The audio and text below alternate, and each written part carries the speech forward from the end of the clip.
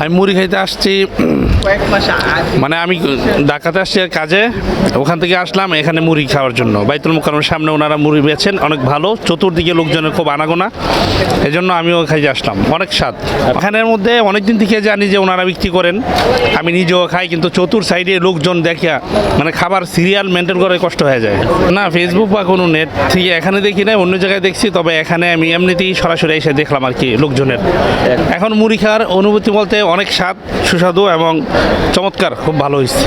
এর মাখানোটা ভালো হয়, আর মুড়ির সঙ্গে কলিজা আছে, এমনি মুরগি আছে, ফ্যাপসা আছে, কলিজা, ডিম সব রকমই পাওয়া যায় এখানে মোটামুটি। এর পরিষ্কার থাকে, এমনি ফুটপাতে হলেও এ লিমিটেড, মানে চেষ্টা করে পরিষ্কার পরিচ্ছন্ন রেখে জিনিসটা বেচা কিনা করার। 40-50 এরকম দাম নেয়।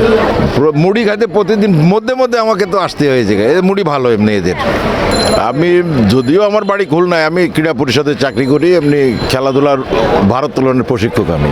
ওনার এটা অন্যান্য অনেক মুড়ি ভর্তা যে বানায় অনেকে, তাদের চেয়ে কোয়ালিটিফুল, আর সেইখানে অনেক বছর ধরে ব্যবসা করে। স্টেডিয়াম মার্কেটের সবাই তার কাছ থেকে কম বেশি এই ঝালমুড়ি তো খায়, এছাড়া সে হালিমও তৈরি করে, এখন করতেছে না গরমের দিন দেখে। সবাই এখানে লাইন ধরেই খায়, কারণ সে কোয়ালিটি মেনটেন করে এবং কোয়ান্টিটিটাও ভালো দেয়। আসলে এক একজন তো এক এক রকম কোয়ালিটি মেনটেন করে, তো ওনার এটা আমাদের কাছে ভালো লাগে দেখেই আমরা কম বেশি, আমার বাসে ফটো নেই, মাঝে মধ্যে আসি খেতে। শুধু আমি না, এরকম অনেকেই আসে। শুধু মুড়ি না, উনি হালিম তৈরি করেন, হালিমটাও ভালো করেন। তো আর পরিমাণ উনি যথেষ্ট দেন। এই 30 টাকা মুড়ি নিলাম, অন্যান্য জায়গায় এত মানে কোয়ান্টিটি এত দেয় না। আলহামদুলিল্লাহ ভালো করে, দোয়া করি সেই জন্য আরও ভালো আমাদের কীভাবে সার্ভিস দিতে পারে।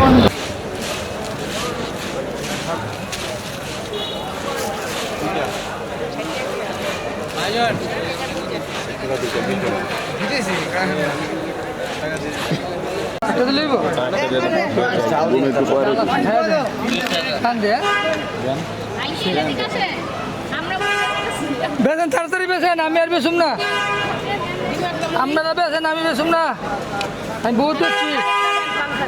আচ্ছা, ওকে, আরেকটা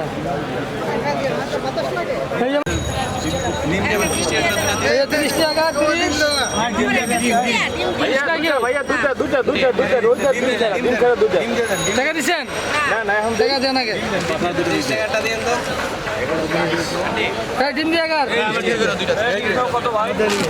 হ্যাঁ, ডিম দিয়ে 50 টাকা মাত্র। ডিম দিয়ে একটা।